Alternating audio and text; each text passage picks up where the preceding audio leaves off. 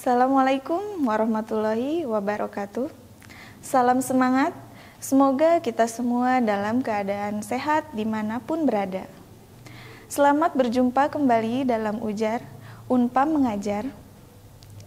Perkenalkan, saya Nok Nur Hasanah, dosen Program Studi Pendidikan Ekonomi S1, Fakultas Keguruan dan Ilmu Pendidikan yang akan menemani Anda sekalian dalam mempelajari materi pada mata kuliah Belajar dan Pembelajaran. Pada pertemuan kali ini, materi utama yang akan kita pelajari adalah pendekatan pembelajaran. Materi ini akan disajikan sampai 30 menit ke depan, jadi jangan sampai terlewatkan. Tonton terus di Sasmita Jaya TV, berbagi untuk negeri.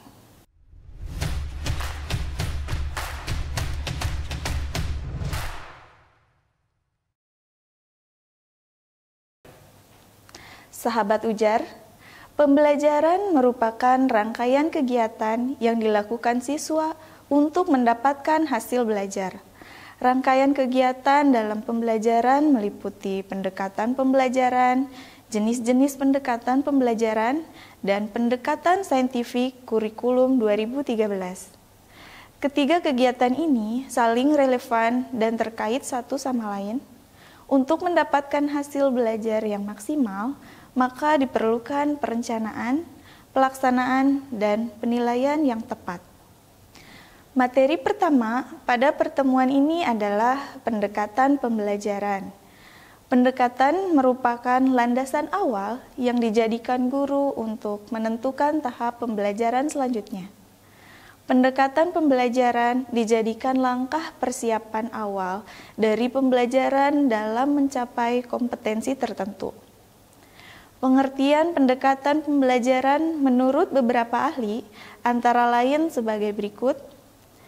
Menurut Hamruni, pendekatan merupakan titik tolak atau sudut pandang seseorang terhadap pembelajaran. Daryanto menyatakan pendekatan pembelajaran merupakan cara pandang kegiatan pembelajaran untuk memudahkan guru mengelola kelas dan memudahkan siswa dalam belajar. Sagala menyatakan bahwa pendekatan pembelajaran merupakan jalan yang ditempuh guru dan siswa agar tujuan instruksional tercapai.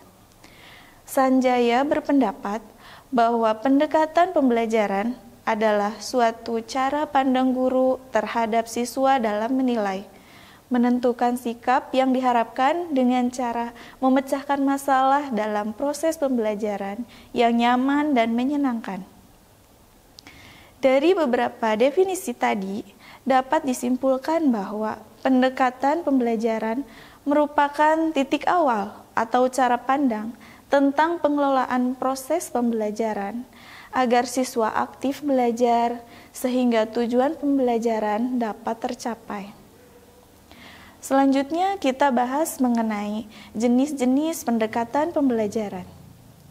Menurut Kellen dalam bukunya berjudul Effective Teaching Strategies menyebutkan bahwa guru dan siswa merupakan komponen utama dalam proses pembelajaran.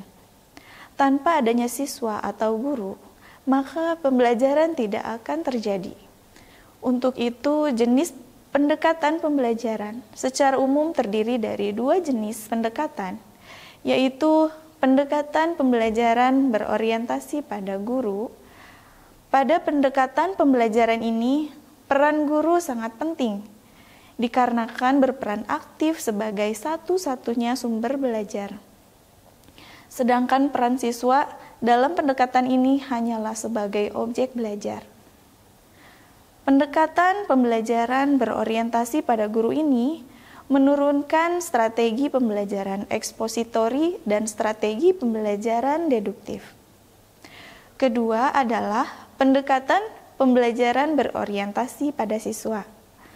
Pada pendekatan pembelajaran berorientasi siswa ini, peran siswa diutamakan dengan cara peningkatan aktivitas belajar, pengembangan potensi, dan pengembangan kreativitas siswa sesuai dengan minat belajarnya.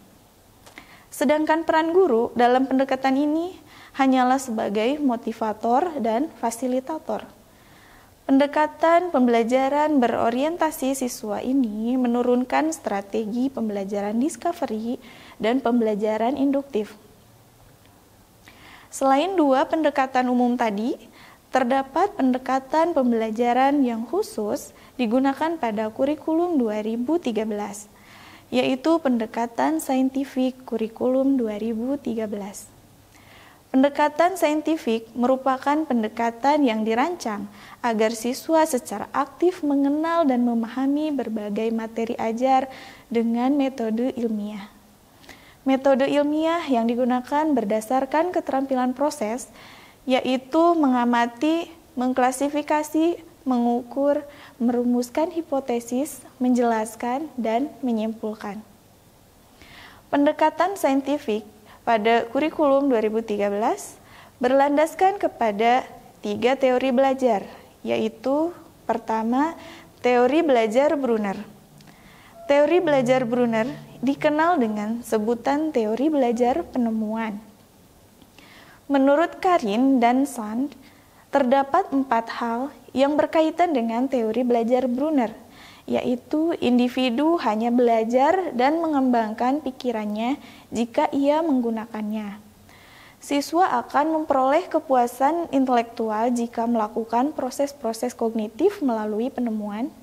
Memberikan kesempatan untuk melakukan penemuan merupakan satu-satunya teknik untuk mempelajari teknik penemuan. Dan retensi ingatan siswa akan kuat jika melakukan penemuan.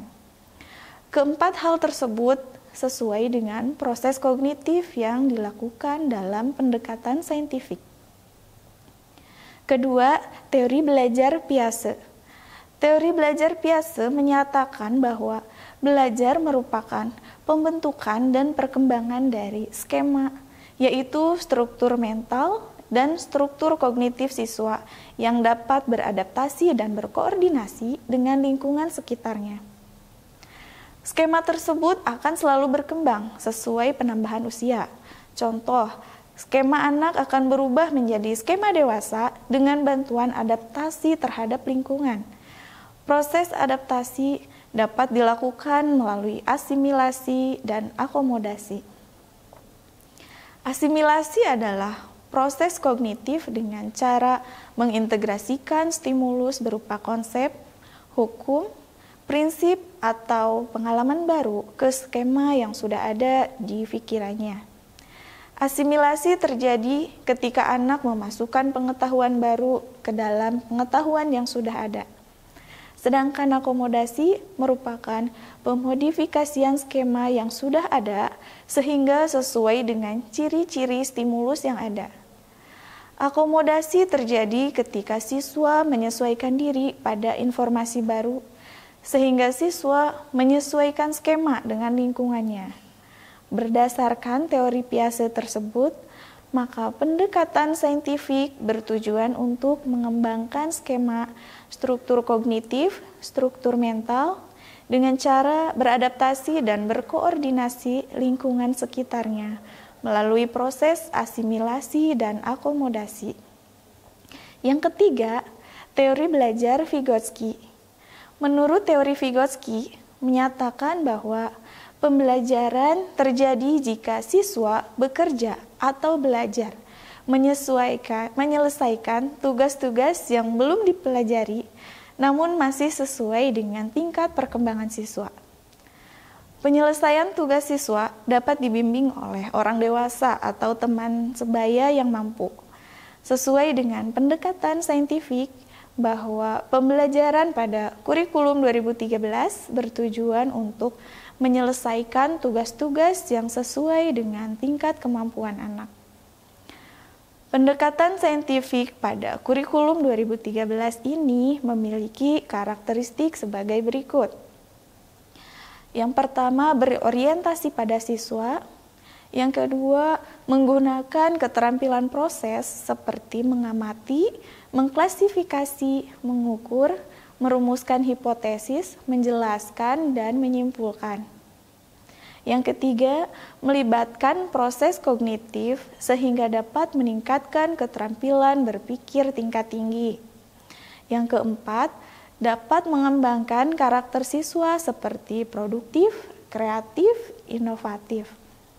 Yang kelima, kompetensi yang dikembangkan tidak hanya kognitif saja, tetapi juga afektif dan psikomotorik.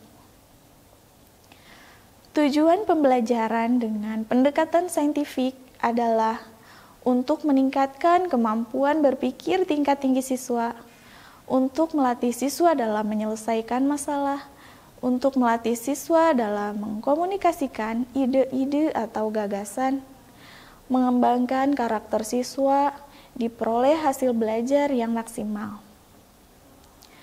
Proses pembelajaran pada pendekatan saintifik lebih mengedepankan penalaran induktif dibandingkan penalaran deduktif. Hal ini dikarenakan penalaran induktif menggunakan bukti-bukti spesifik, kemudian merumuskan simpulan secara umum. Pendekatan saintifik merupakan pendekatan dengan menggunakan metode ilmiah. Metode ilmiah terdiri dari sekumpulan aktivitas pengumpulan data melalui observasi atau eksperimen, mengolah data, menganalisis, menggeneralisasikan, dan menguji hipotesis.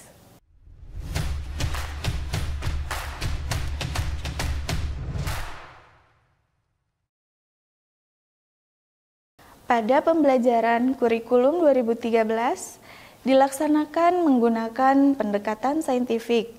Langkah-langkah pembelajaran dengan pendekatan saintifik dirumuskan dengan 5M: mengamati, menanya, mencoba, menalar, dan mengkomunikasikan. Langkah 5M ini tidak selalu dapat diaplikasikan semua secara prosedural. Hal ini ditentukan oleh keluasan materi ajar, kesesuaian mata pelajaran, dan atau dikarenakan kondisi tertentu. Berikut penjelasan dari langkah-langkah pendekatan saintifik. Pertama adalah mengamati atau observing. Metode mengamati merupakan kegiatan menggunakan berbagai indera yang ada pada manusia. Siswa melakukan kegiatan mengamati dengan menggunakan indera penglihatan, indera penciuman, indera pendengaran. Guru menyajikan materi agar dengan memanfaatkan media pembelajaran, kemudian siswa dapat mengamati kegiatan pembelajaran tersebut. Kegiatan mengamati membutuhkan persiapan yang baik, mulai dari biaya, tenaga, situasi kelas, dan lain-lain. Dengan kegiatan mengamati, rasa ingin tahu siswa tinggi sehingga proses pembelajaran akan semakin bermakna. Landasan yuridis untuk kegiatan mengamati pada pendekatan saintifik kurikulum 2013 ini tercantum pada Permendikbud nomor 103 tahun 2014 yang menyatakan guru dapat membuka kesempatan kepada siswa untuk melakukan pengamatan melalui kegiatan melihat, menyimak, mendengar, dan membaca. Kompetensi yang diharapkan dari kegiatan mengamati ini adalah melatih ketelitian, kesungguhan, dan mencari informasi. Adapun langkah-langkah kegiatan observasi antara lain menentukan objek yang akan diamati, membuat pedoman observasi, membuat instrumen-instrumen yang akan digunakan untuk observasi, menentukan lokasi dari objek yang akan diobservasi, menentukan dan menyiapkan cara pencatatan hasil observasi, contoh menggunakan kamera, tape recorder, video, buku catatan, dan lain-lain. Kemudian, jenis kegiatan mengamati menurut Daryanto terbagi menjadi 2 kelompok, yaitu jenis observasi ditinjau dari keterlibatan siswa, dan observasi ditinjau dari prosesnya. Seperti yang terlihat pada gambar di samping. Jenis observasi ditinjau dari keterlibatan siswa antara lain sebagai berikut.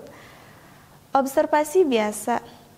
Pada observasi biasa, siswa merupakan subjek yang sepenuhnya melakukan pengamatan.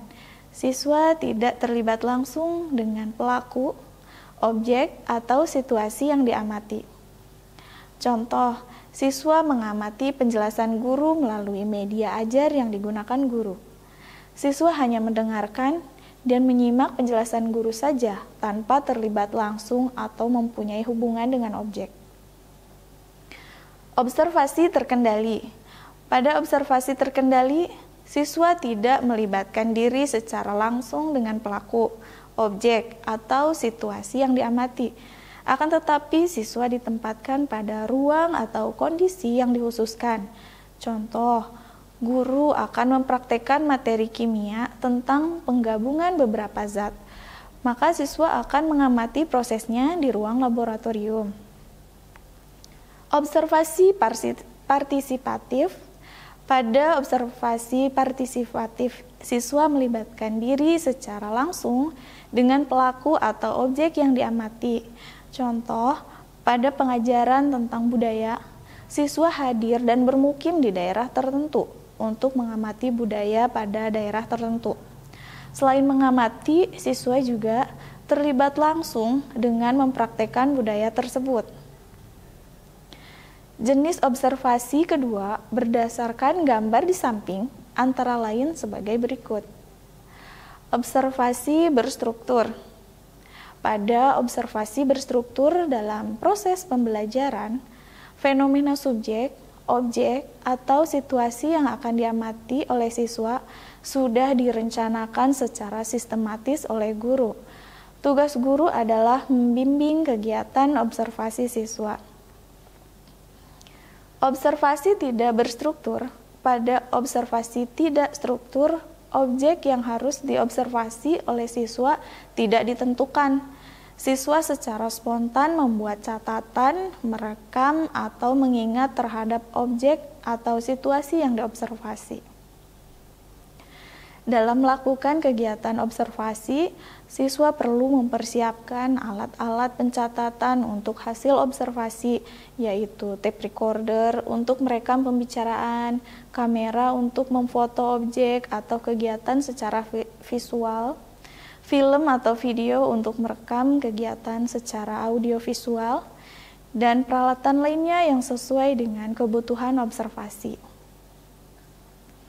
Untuk instrumen yang digunakan siswa dalam kegiatan observasi berupa daftar cek, checklist secara rentang, catatan anekdotal, catatan berkala, dan alat mekanikal. Daftar cek berupa daftar berisi nama subjek, objek, atau faktor yang diobservasi. Skala rentang berupa instrumen untuk mencatat fenomena yang terjadi sesuai dengan tingkatannya. Catatan anekdotal berupa catatan atas kejadian di luar subjek atau objek yang diamati. Alat mekanikal berupa alat untuk memotret atau merekam peristiwa yang diobservasi. Langkah pendekatan saintifik kedua adalah menanya atau questioning. Kegiatan menanya merupakan kegiatan pengajuan pertanyaan oleh siswa terhadap hal yang sudah diamati. Guru perlu membimbing siswa untuk mampu mengajukan pertanyaan. Menurut Permendikbud nomor 103 tahun 2014 menyatakan bahwa kegiatan menanya merupakan kegiatan mengajukan pertanyaan-pertanyaan terkait informasi yang tidak dipahami oleh siswa. Setelah mengamati ataupun terkait informasi tambahan tentang hal yang diamati. Fungsi dari kegiatan menanya adalah sebagai berikut. 1. Meningkatkan rasa ingin tahu dan minat belajar siswa. 2. Memotivasi siswa untuk aktif belajar. 3. Mendiagnosis kesulitan-kesulitan belajar yang dialami oleh siswa. 4. Mengembangkan keterampilan siswa dalam berbicara, mengajukan pertanyaan, dan menggunakan bahasa yang benar. 5. Mengaktifkan siswa untuk berpartisipasi dalam berpendapat. 6. meningkatkan kemampuan siswa dalam bertoleransi menerima pendapat orang lain. 7. Membiasakan siswa untuk merespon dan berpikir spontan dan logis. Dalam mengajukan pertanyaan, tidak semua pertanyaan bersifat baik. Pertanyaan baik merupakan pertanyaan yang mempunyai kriteria-kriteria tertentu. Adapun kriteria pertanyaan yang baik antara lain singkat dan jelas, menginspirasi jawaban, memiliki fokus, bersifat probing atau divergen, dan bersifat validatif. Jika pertanyaan tertentu tidak ada siswa yang bisa menjawab dengan baik, maka guru dapat mengubah pertanyaannya. Dalam mengajukan pertanyaan, guru perlu memahami kualitas pertanyaan.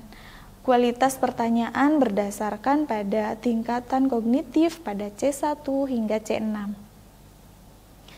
Kegiatan pada pendekatan saintifik selanjutnya adalah mengumpulkan informasi atau mencoba. Meskipun kedua kegiatan ini memiliki proses yang berbeda, disetarakan karena merupakan tahapan eksplorasi siswa.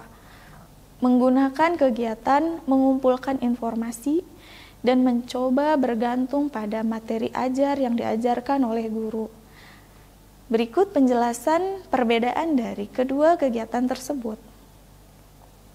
Kegiatan mengumpulkan informasi merupakan kegiatan menggali dan mengumpulkan informasi dari berbagai sumber dengan berbagai cara.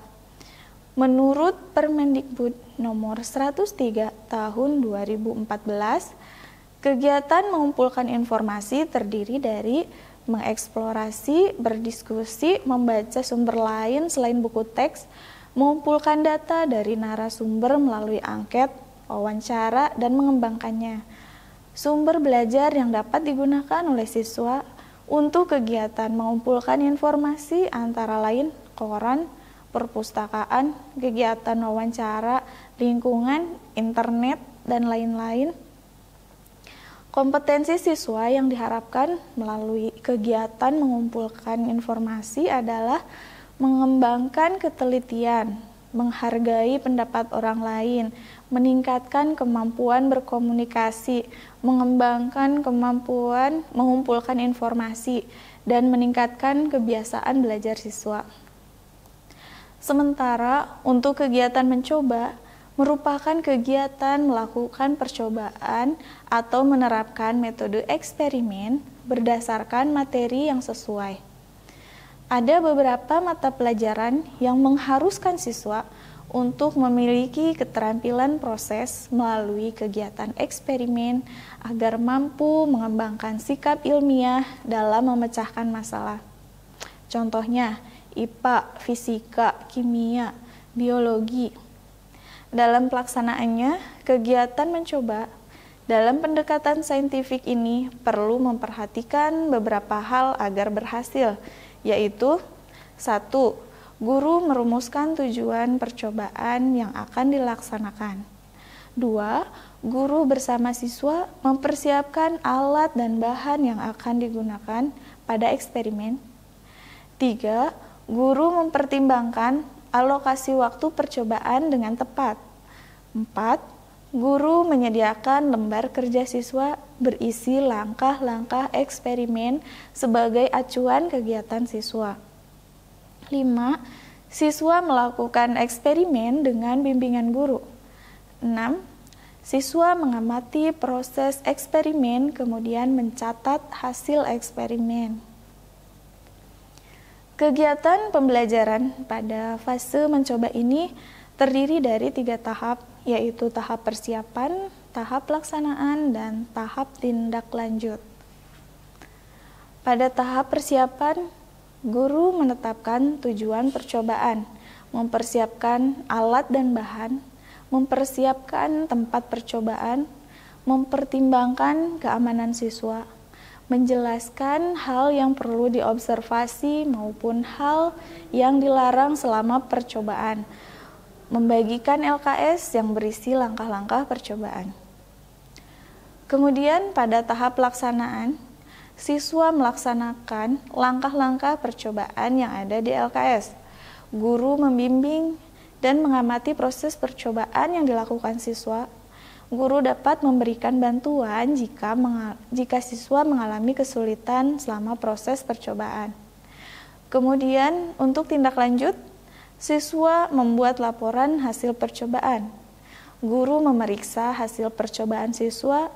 Guru memberikan umpan balik atas hasil percobaan. Guru dan siswa memeriksa dan menyimpan kembali alat dan bahan yang digunakan. Kegiatan pada pendekatan saintifik selanjutnya adalah menalar atau mengasosiasi atau associating. Menalar atau mengasosiasi merupakan kegiatan memproses informasi yang sudah dikumpulkan pada tahapan mengumpulkan atau mencoba. Menalar adalah proses berpikir secara logis dan sistematis antara fakta yang telah diobservasi sehingga diperoleh simpulan berupa pengetahuan. Hal ini sesuai dengan Permendikbud nomor 103 tahun 2014 yang menyatakan bahwa kegiatan menalar atau mengasosiasi adalah kegiatan mengolah informasi yang sudah dikumpulkan, menganalisis data dalam bentuk membuat kategori, mengasosiasi atau menghubungkan fenomena atau informasi yang terkait dalam rangka menemukan suatu pola, dan menyimpulkan informasi yang didapatkan. Pada tahap menalar, peran siswa lebih dominan dibandingkan peran guru. Tugas guru pada tahap ini adalah membantu siswa menganalisis, menarik kesimpulan dan melakukan konfirmasi terhadap pengetahuan yang telah dikonstruk oleh siswa. Berdasarkan teori asosiasi bahwa proses pembelajaran akan efektif jika terjadi interaksi langsung antara guru dan siswa. Hal ini sesuai dengan teori belajar behaviorisme dari tokoh Thorndike yang menyatakan pola interaksi dilakukan karena adanya stimulus yang menghasilkan respon. Adapun langkah-langkah dalam kegiatan menalar antara lain sebagai berikut. Guru memberikan instruksi kepada siswa secara jelas terkait cara menalar. Guru membantu siswa dalam menganalisis data yang didapatkan dari kegiatan mencoba atau mengumpulkan informasi sebelumnya. Guru mengoreksi dan memperbaiki kesalahan hasil analisis siswa. Guru memberikan pengulangan berupa latihan terkait hasil analisis siswa. Guru melakukan penilaian terhadap sikap ilmiah siswa. Guru mencatat kemajuan atau perkembangan siswa selama tahap menalar dilakukan. Kegiatan selanjutnya adalah mengkomunikasikan atau communicating. Pada pembelajaran dengan menggunakan pendekatan saintifik kurikulum 2013, siswa diharapkan dapat mengkomunikasikan hasil yang telah dipelajarinya. Guru dapat memberikan kesempatan siswa untuk mengkomunikasikan apa yang telah dipelajari melalui kegiatan menulis atau menyampaikan secara lisan di kelas.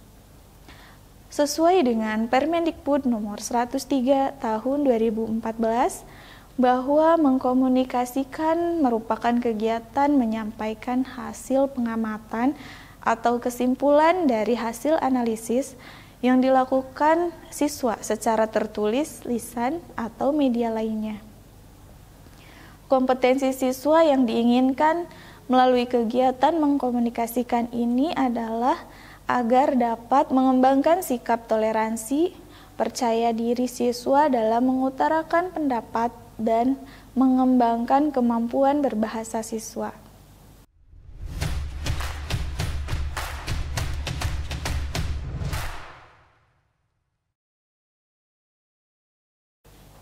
Teman-teman, pada pertemuan ini telah dibahas mengenai pengertian pendekatan pembelajaran, jenis-jenis pendekatan pembelajaran, dan pendekatan saintifik kurikulum 2013. Menurut teman-teman, apakah penerapan pendekatan saintifik sudah efektif diterapkan sekarang ini?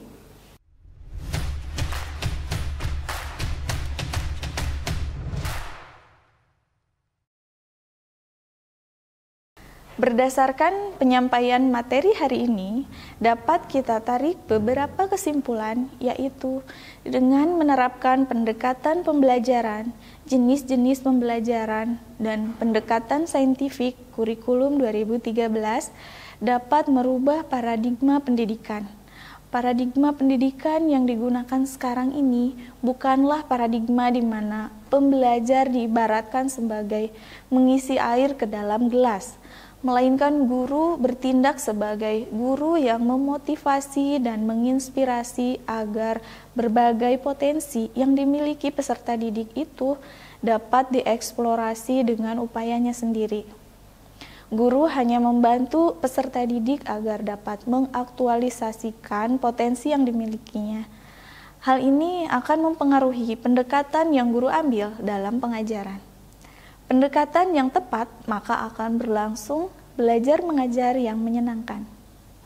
Baiklah, sahabat ujar semua, alhamdulillah materi pada pertemuan ini telah kita pelajari bersama-sama. Semoga materi ini dapat bermanfaat bagi kita semua. Terima kasih kepada semua yang sudah mengikuti materi hari ini. Saya Nok Nur Hasanah undur diri. Tetap semangat belajar. Salam ujar. Wassalamualaikum warahmatullahi wabarakatuh.